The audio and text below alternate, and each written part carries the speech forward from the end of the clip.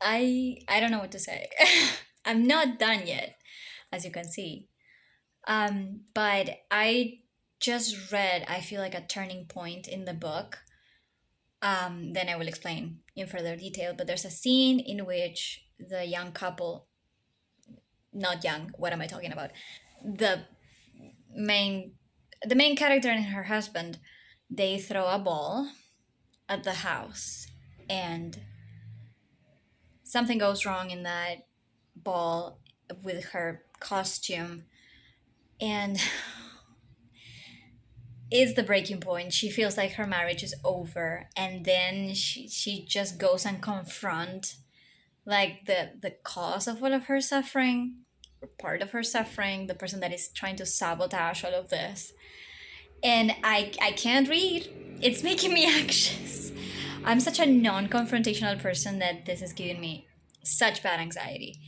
Um, so I'm slowly getting through it. I'm marking some things that I would like to touch upon when I do like the wrap up video, hopefully by the end of the month. Um, but I decided that today I was going to try to read for an hour, to try to advance a little bit more. But yeah, it's it's a it's a lot. Mainly because as a person who grew up with reading very positive romance experience, or the usual, there's problems but they are easily solved, and also with the kind of person that I am, when I am in a relationship, there's a lot of problems between the main couple. Sorry, my nose is itchy.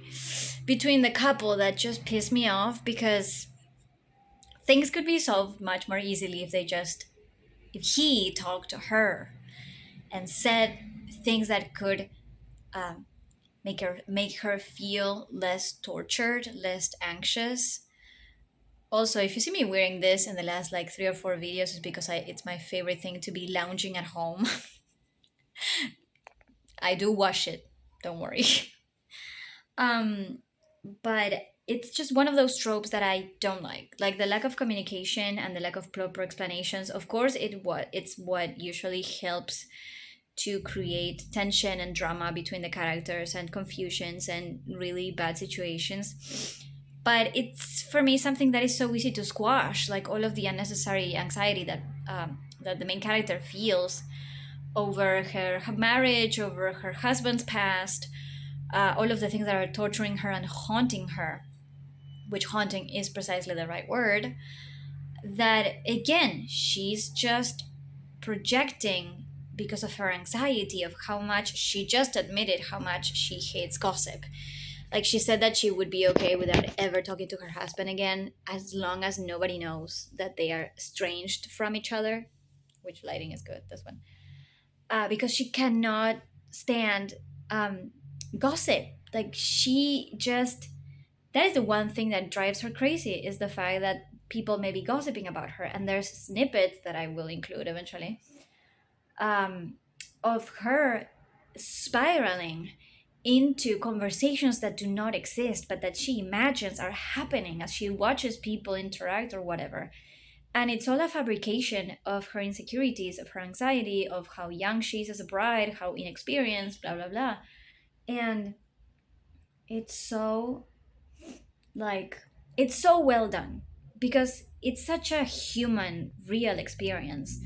And I know how that's like, and how you your the expectations that you create, that you think other people have of you, and you know how much of a, I don't know if she's a people pleaser necessarily, she's not, but she says it herself, like she thinks her husband doesn't love her and that it's just a kind of arrangement of he's lonely, I'm a young uh, woman, and I'm just acting like a dog. And she several times throughout the book mentions the fact that she feels like a pet, that she should content herself with a few pats to the head. And like, again, they are not at the same level, they do not, of course, have the same experiences because she's 20 years younger than him, and he has already been married once. And Of course, this creates a lot of insecurity and a lot of imbalance of power, imbalance of reality that my hand's getting tired.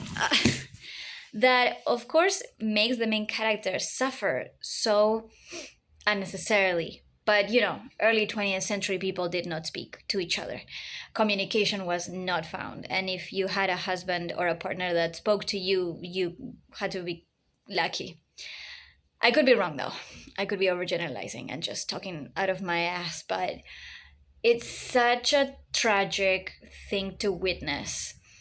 Um, because, of course, it's so easy, at least for me, to feel connected with her and to feel sorry for her and to want her to be able to get out of that place because we see her going from being at a disadvantageous position, working for somebody who didn't treat her right, being offered the chance of freedom and improving her life, and then to this, to being denied just being happy. Of course, if she were happy, we wouldn't have this book. So, but it feels like her anxiety materialized into another person that mistreats her. She doesn't know how to stand up for herself. And well, she's a people pleaser when it comes to Maxime, her husband, because she's all the time like, okay, let's forget about this. Let's just be okay. I'm sorry, blah blah. And like the first half of the book, um, we get all of the introduction to who these people are, where they meet, how they fall in love between inverted commas, because it's not that explicit or clear if he falls in love with her. We never get really his point of view up to this point. It's a first person, and so we live this narrative through her eyes, through her emotions, and what she thinks. So again, it's not that we have like necessarily an unreliable narrator, but she seems unreliable because of how her mind works, of how much she lives in a fantasy world in which she's unable to talk to other people because she's shy and she doesn't like socializing, and she's more of like a hermit introvert, and she would much rather never throw a ball again, never have to be a hostess, never have to be in charge of the house, and just let it run its course. And so she she reads like an unreliable narrator because we get these flashes of her delusions, of her imagining things that are not happening. And you read them at first and you're like, is this for real right now, or is she just making this up? So we as readers, we have to be very vigilant about this and to try to discern what's reality from what is her machinations, her, I don't want to say delusions or hallucinations because those are not the correct words, but she imagines, she has a wild, anxious imagination. And so she thinks that people are speaking ill of her, ill of her relationship, and she feels defeated, feeling like her marriage failed after 3 months.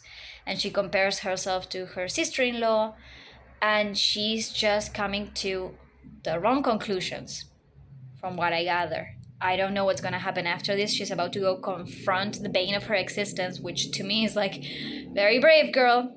But she's acting on impulse because I'm going to be spoiling things probably. So I'm just going to put a mark somewhere to clarify where the spoiler starts. But I'll start from here. So, spoilers. She's gonna go confront Mrs. Danvers, who is like the main maid of the house. She's the one that runs the house, and she was in love with Rebecca in the sense that she loved and adored Rebecca as her mistress. Mrs. Danvers cannot get over Rebecca's death. She has kept the west wing of the house exactly as Rebecca used it, everything the same. So it's like a, sorry, I just wanted to. It's a museum to Rebecca, and Mrs. Danvers is the main culprit of all of the problems that happen between Maxime and the main character.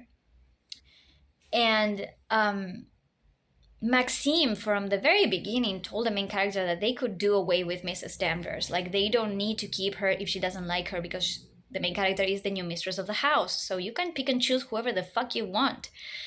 But again, the main character does not want to change anything because she does not fit in the shoes. She does not feel right or correct or anything like that. And because again, her life has changed so dramatically from one moment to another that she's not ready yet. She's not ready, and she sorry, I got distracted for a moment there. But the fact that we are getting this confrontation now makes me a bit scared, because Maxime is already in a very delicate state after what happened during the ball. I'm not gonna spoil that, but I'm just I fear for my life, because again, confrontations make me very uncomfortable. And I mean, the ball was a breaking point, and she's touching bottom, and so hopefully she comes out from that stronger. But I'm on page 270, and the book finishes in 428. So there's a lot of things that need to happen, and I'm resisting my urges to go and check online how this book progresses, just to mentally prepare myself and emotionally prepare myself to face whatever comes after this, because I'm always rooting for love and relationships to work out. And so if this doesn't end well, it's gonna we are not used to unhappy endings. We are not used to the main character not getting what she wants. We are not used to the bad guys winning. So I would be very pissed off if Mrs. Danvers is able to truly break the main character and get her to, I don't know if to leave, because that's not really possible. I don't remember if at this time they could get a divorce or something. But it's just such a pivotal moment in the story. We see this girl who thinks of herself as so inferior, and that she is not the mistress of the house, even though she has the last name and everything else. That I'm all about that character growth of, okay, slowly breaking free, making mistakes, and trying to regain control of yourself and the things that are around you, and try to live better through breaks and through moments of, you know, this idea of there was a very bad thing that happened, and then she tries and does something about it. I don't know. I think I want to stop reading right here. Pick it up when I can continue. When I'm in a better headspace. I have to get ready for work anyway, but it's really, again, anxiety inducing for me. And it brings a sense of impending doom, of dread of something gonna go wrong.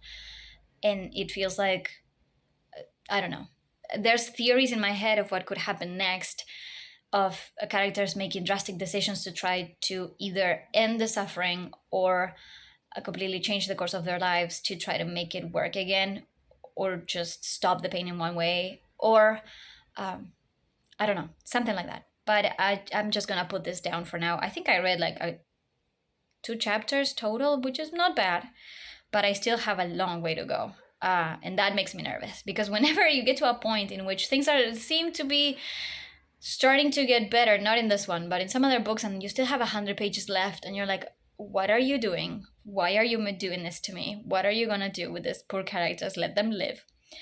So anyway, I'll stop this update right here and get ready for work. All right. So I know that I said that I would read that later or whatever.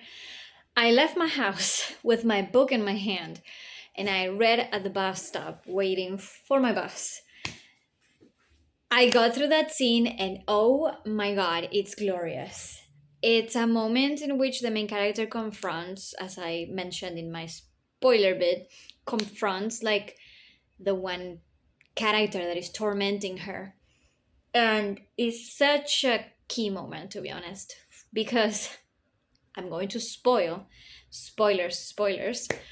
Um, or no, I don't know. I'm trying to make this review like as real as I can because I'm just putting my emotions and thoughts out there, and sometimes I need to say specifically what I am referring to. So, um, basically, there was almost a murder suicide or something like that because the main character was taunted by this other character to go and do it because her husband doesn't love her, blah blah blah.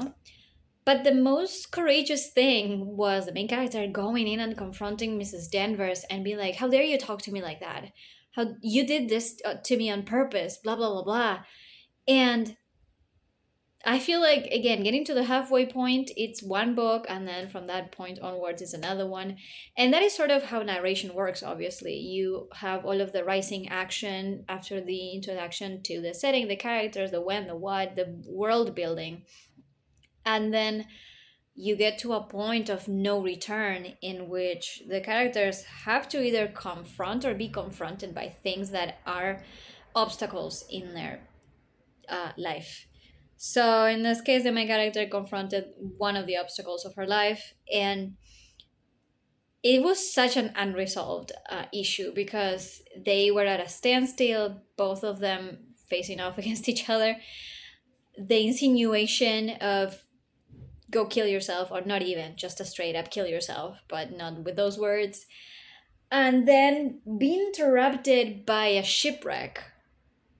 So I still haven't thought much about the meaning of that, of a shipwreck. What does that mean in this context?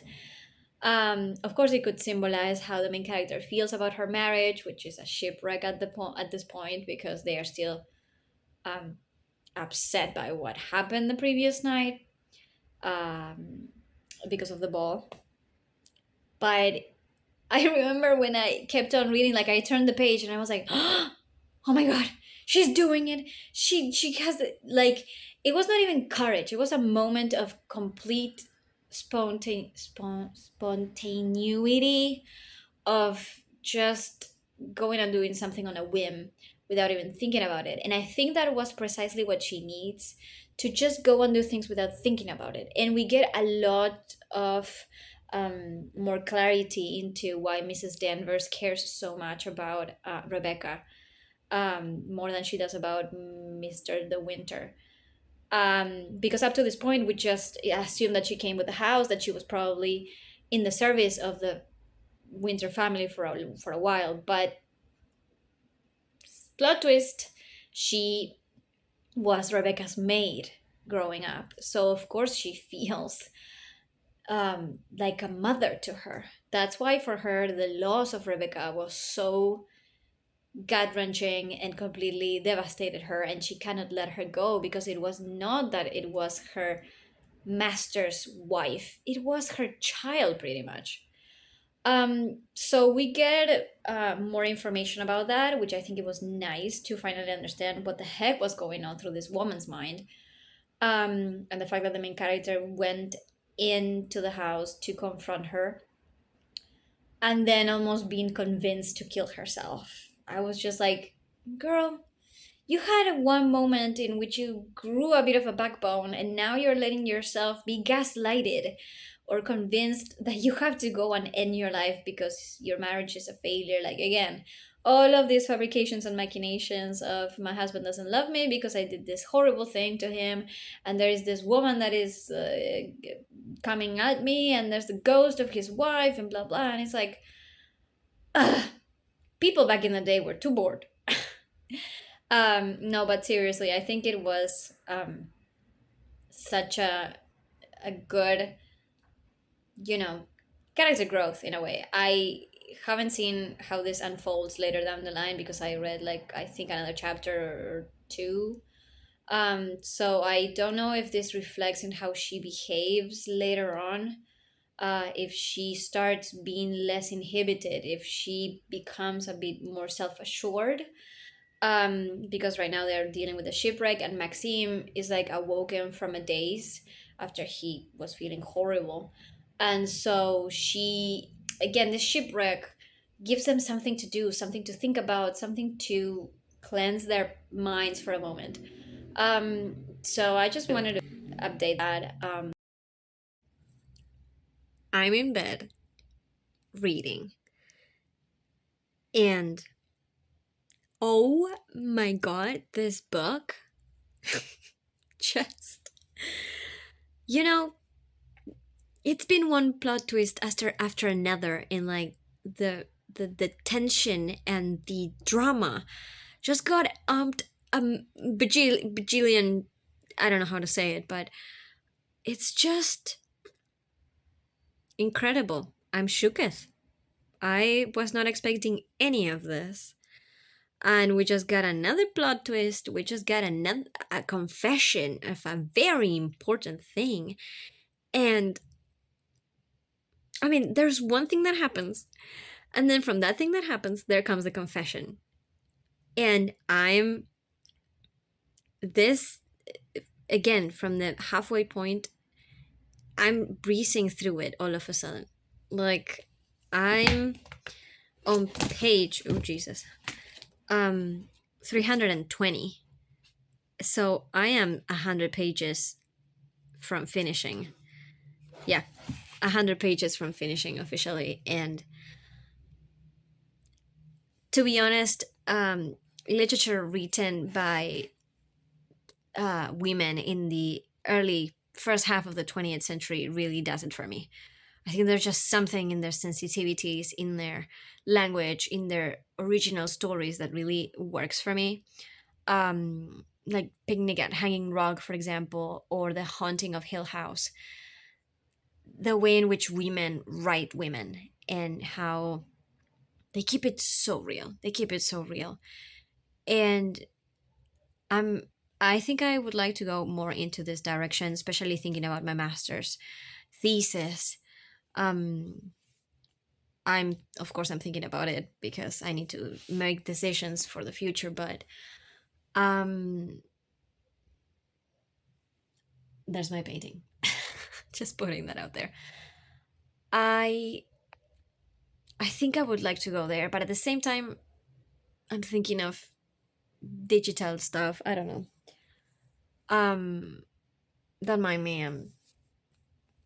This is not the look of somebody who's put together. I'm already done with the day, but I just needed to come back and maybe do like a not a final update because I need to finish the book, but that really uh really shocked me. And I think that that is the idea with good writing.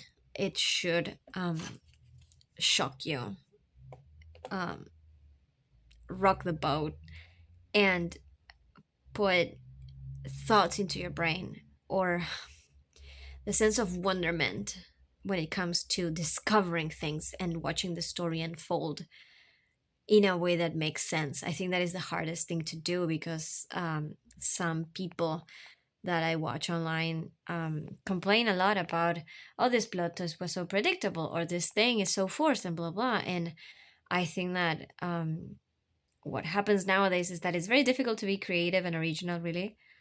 Um, so nobody does it like this women for me, because this is already like the third or fourth book that I read.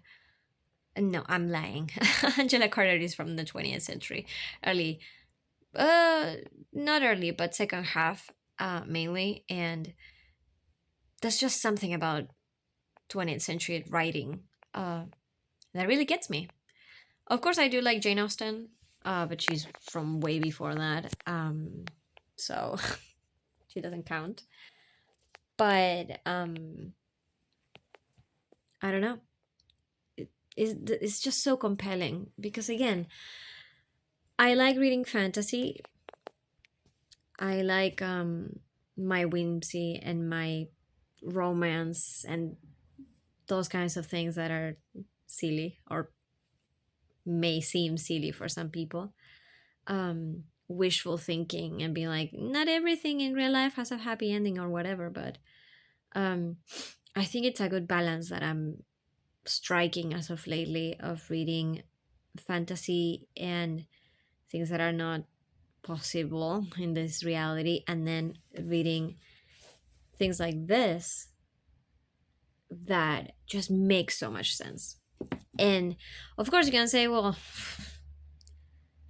how could these actions like take place and all of these end up in this point? And it's like, it's completely possible, my dude. It's completely possible. I mean, you have to be very unlucky um, for these things to happen to you, uh, or a succession of bad choices, or just one bad choice which comes with the Pandora box of things to that will unravel and explode in your face or something. Um, but yeah, I don't want to finish it now. I mean, I want to try to finish it today or tomorrow so that I just can start on something new. And I'm looking at my physical TBR at the moment, and I don't know what I'm gonna do after this, because I mean, I have to continue reading the Apothecary Diaries, but I'm not sure. My eyes have been burning a lot, so I'm worried about that. All of the screen use that I've been doing, especially computer, phone, and tablet. So perhaps reading physical is the only way to get through some stuff. I do have at least one, two, three, four, five, six, 7 books that I could read.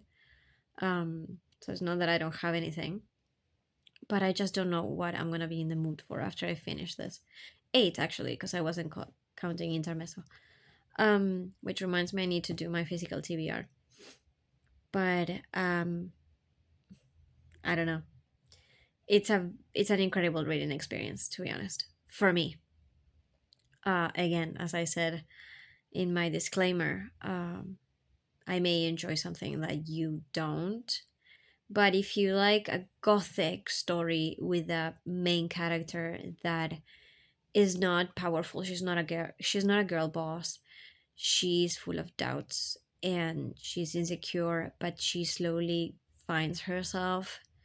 She has to, because she has no other choice, really. She's gotta. I mean, she loves her husband, and so she's doing what a woman in love would do, which is standing by his side in a time of turmoil. And if you like intrigue, if you like mysteries, if you like drama, if you like good plot twists, or for me at least, it was a plot twist. Perhaps for somebody else, it would be the easiest conclusion to get to, but um, I don't know. It's a very good book, and the more I read it, of course, there are some words that I don't understand because early 20th century vocabulary, or things about navigation that I'm like, no idea. But me as a reader now, I don't really bother with that vocabulary because, first of all, nobody really uses it nowadays, so it's already archaic. So I don't concern myself with that unless I really want to get the image right. But usually I just imagine things in whatever way I want. Um, I have that problem um, of being given a description and forgetting about it all of the time. And so I imagine the characters in my own way. Um, and then perhaps I come across another description, and my imagination is nothing like what the character is supposed to look like. But anyway, I'm just gonna end this here before I keep on rambling on, because I'm the queen of rambling. If I start, I'll never end. So yeah, let's see if I can finish this right now or tomorrow.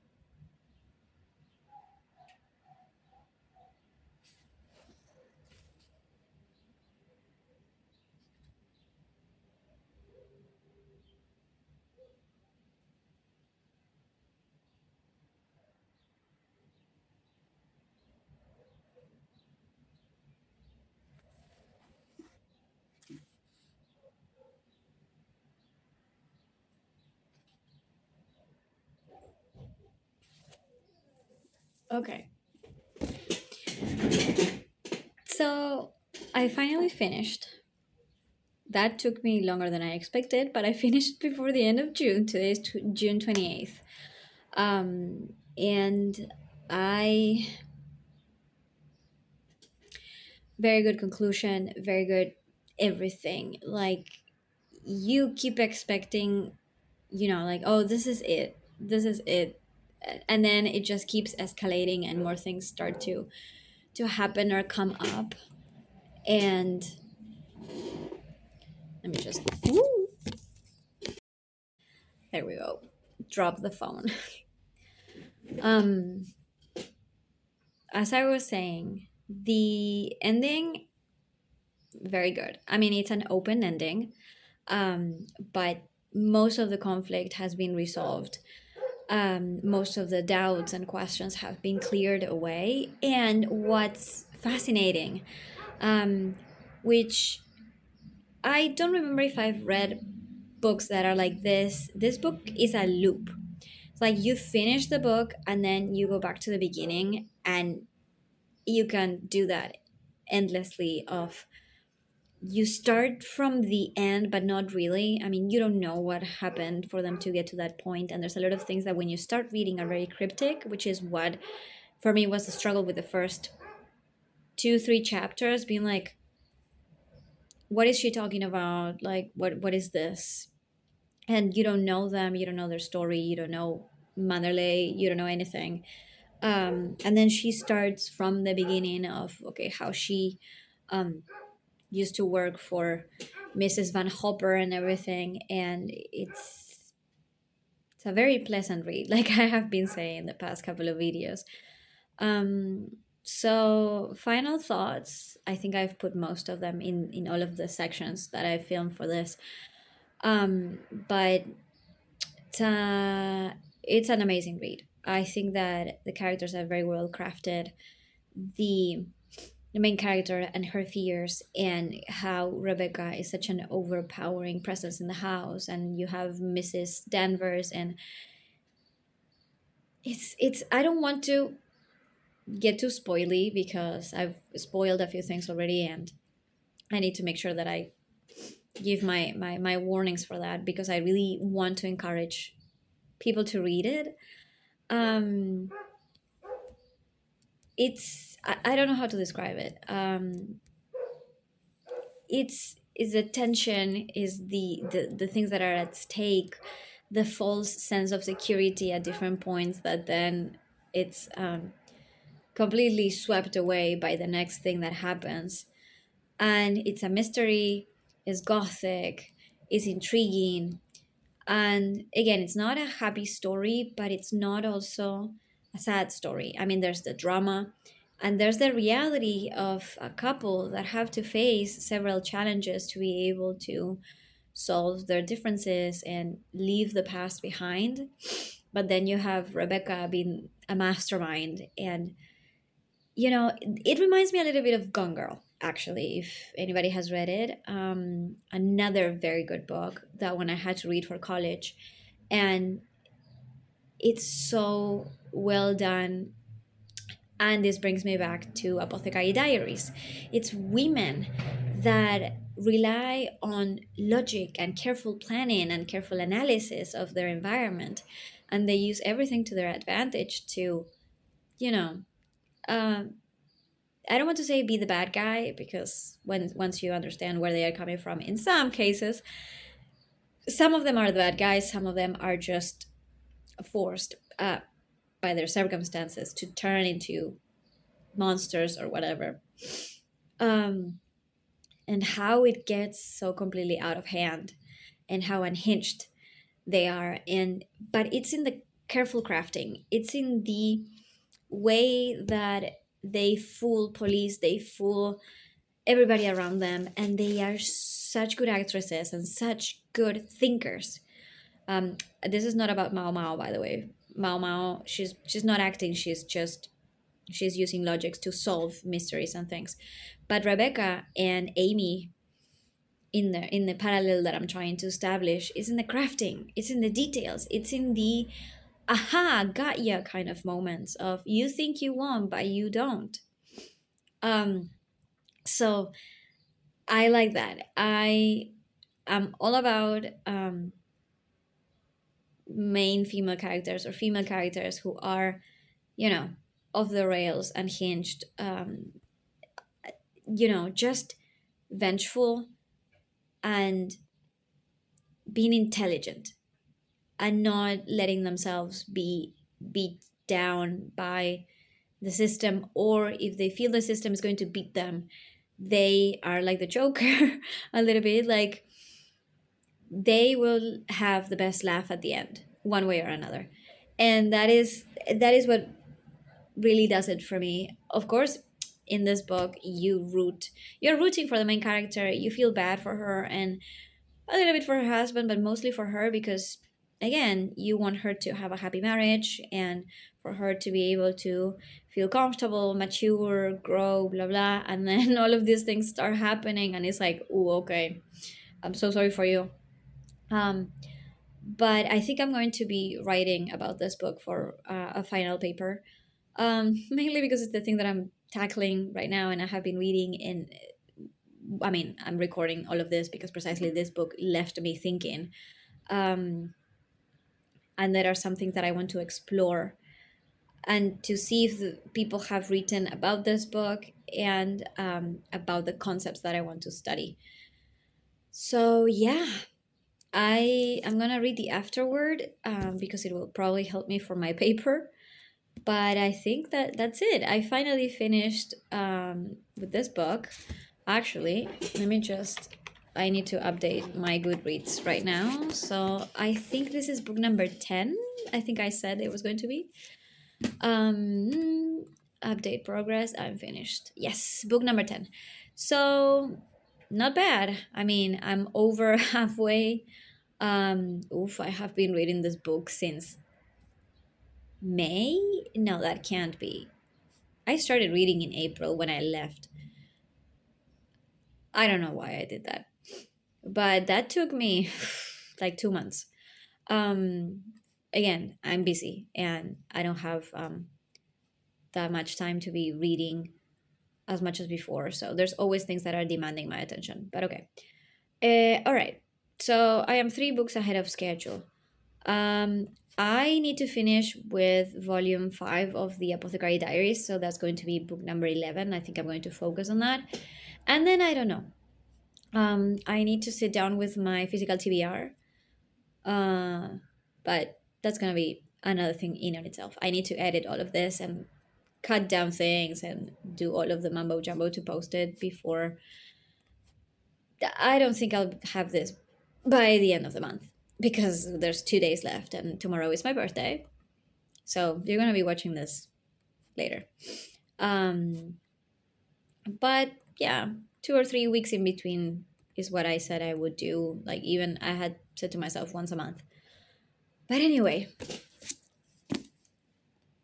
if you have the chance to read this, highly recommend. If you know me personally and you want me to lend this to you, I will. Or if you want the PDF, also let me know. But it's a very good, compelling read, makes you feel, makes you think, and it keeps you on the edge of your seat. And I think that's precisely the what a good reading experience should do: keep you feeling, and keep you excited, and keep you intrigued and thinking and wondering what's going to happen next. So I think that's why I would recommend this. Beyond, of course, the plot of, I don't know, perhaps this is not your kind of thing and you're more into whimsical, happy endings and things like that. But I think that a bit of balance is good for, um, diversifying your reading palette and for like experiencing different kinds of things. I'm all about testing or trying out new different things just to see if there's another world out there that I am missing out just because I stick to one genre in particular. But I think that just to give it a try, I mean, I had to read different things for college. I'm gonna have a video about that, by the way. I had to read different things for college that I wouldn't have read in my entire life. And that actually helped me a lot. So sometimes forcing yourself, even if you're not happy about it, really helps to open up your vision and to find new things or new genres or new opportunities for reading outside of the comfort zone, and discovering that I do like 20th century dramas. I do like female writers from that era. I do like I do like gothic. I do like ghostly things or psychological kind of um horror, not horror, but things like that. So yeah, highly recommend. I'm just going to close with that. So I will see you whenever I have time to post. Um, so I think my next videos are going to be just like my physical TBR or doing a ranking of the books that I had to read for college, something that perhaps will be quick and easy to tackle. I do want to do more reading vlogs. My boyfriend actually gifted me a microphone, and I think he also bought me a phone stand so that I stop stealing his. So I'm slowly getting more geared to feel more comfortably. But I do want to do reading vlogs, which is what I enjoy watching. And yeah, so I'll see you in the next thing that I do.